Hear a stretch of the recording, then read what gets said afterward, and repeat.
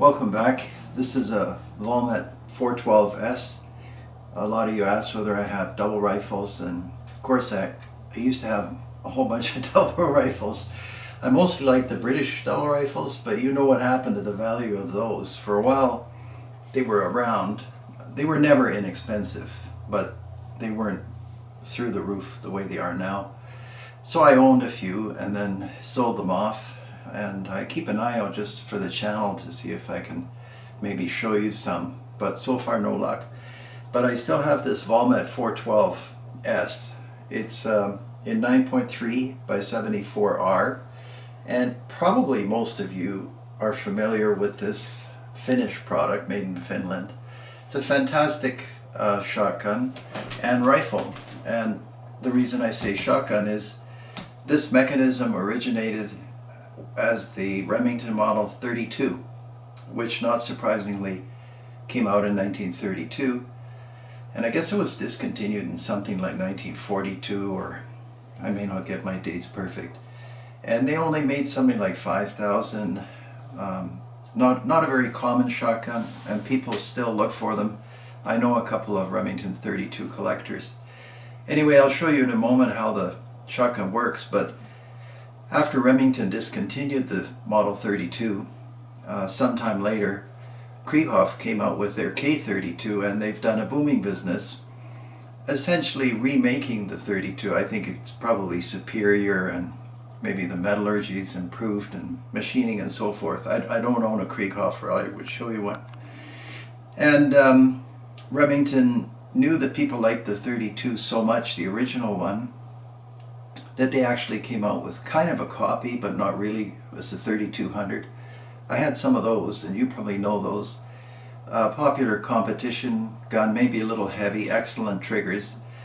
But I'm getting off track. This Valmet is also essentially a Remington 32. It's exceptionally strong action, and it locks by way of this locking element, which we'll try to focus in on. And so when you first look at it, it looks like just a conventional over and under, but it has this hood here, and you'll see as I move the lever, the hood moves. So that's I knew those cartridges would fall. That's how the shotgun and rifle unlock.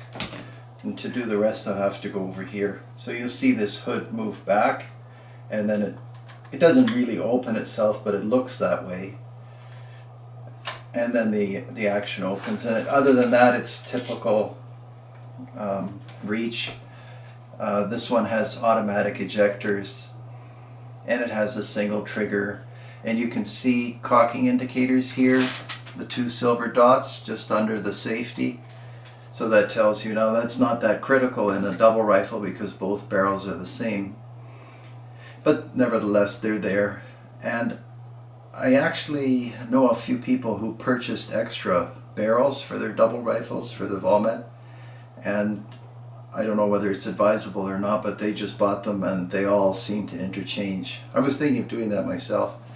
And then a terrific scope mounting system, and when it slams shut, you'll see that locking hood snap back in place. So the barrels are captured. And I guess that's why it's so durable. If you talk to some people who own these K32s, the Krieghoff product, some of them say they've shot like 100,000 rounds or more, and they're still good. Other than that, it has a folding rear sight, nothing special, but everything on the Valmet, and actually everything on most Finnish products, rifles anyway, are sort of bulletproof. It's built like a tank. It's exceptional. This button here in front of the trigger, or rather the top of the trigger, that's the barrel selector. And again, I'm not sure it's that critical to select which barrel on an over and under rifle when both barrels are the same. But obviously this is a shotgun frame. So, and the stocking is good.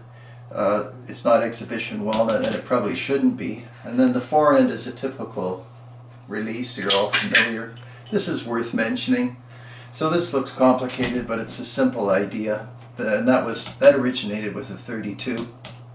Instead of soldering the two barrels together on a shotgun or double rifle, this is another way of accomplishing having a double over, under, or side by side.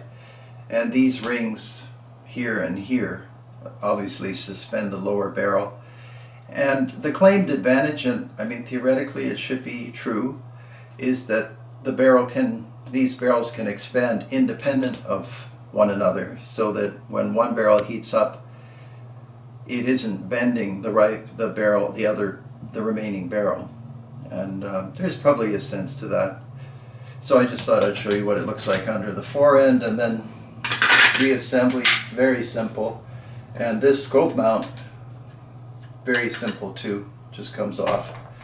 And I shoot it at the range just with these simple sights, and as you'd expect, it's very accurate. Most of the time these bullets, and we can focus in on these, that's the full-length round. It's an old German round.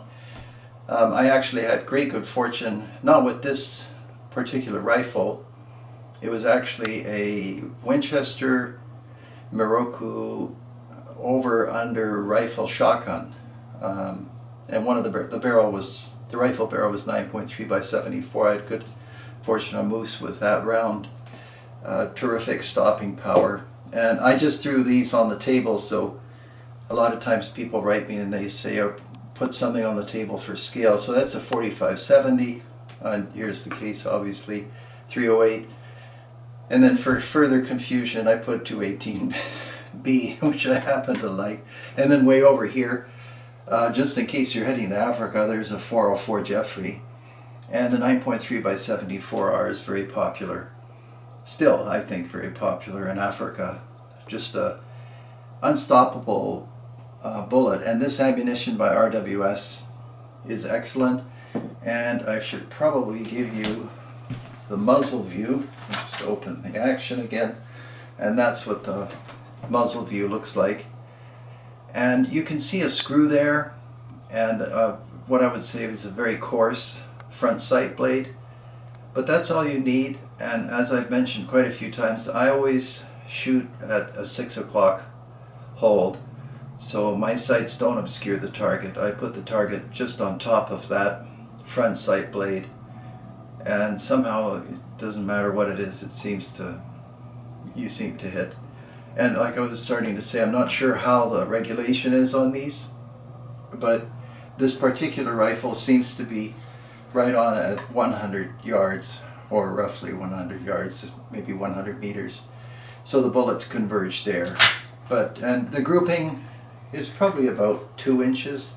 Hard to say, because a lot of times I'm just shooting offhand. I don't necessarily hunker down with sandbags. Probably I could make it better, but I think for hunting, that's totally acceptable. Fantastic rifle for driven game, wild boar hunting. A lot of people are buying straight pulls and things like that. Of course, you get 3 and 4 shots, but with this one you have 2, and I think it still remains the fastest action for the first 2 shots. Then of course you have to reload. I think that just about covers it. I have to rank this one as one of my favorite rifles, which is probably why I've kept it as a double rifle. It's just so durable, and I like that hood. I like that locking system. It's really intelligent and so well made. So there it is. You wanted to see a double rifle, and that's my remaining double rifle. Hopefully I'll have more to show you in the future. Thank you very much for watching, and please subscribe, and I appreciate your donations. I keep forgetting to mention that some of you don't go to Patreon, you go to PayPal, and that's fantastic. That's like supporting Wikipedia during these dark days where YouTube doesn't allow channels like mine to make any money.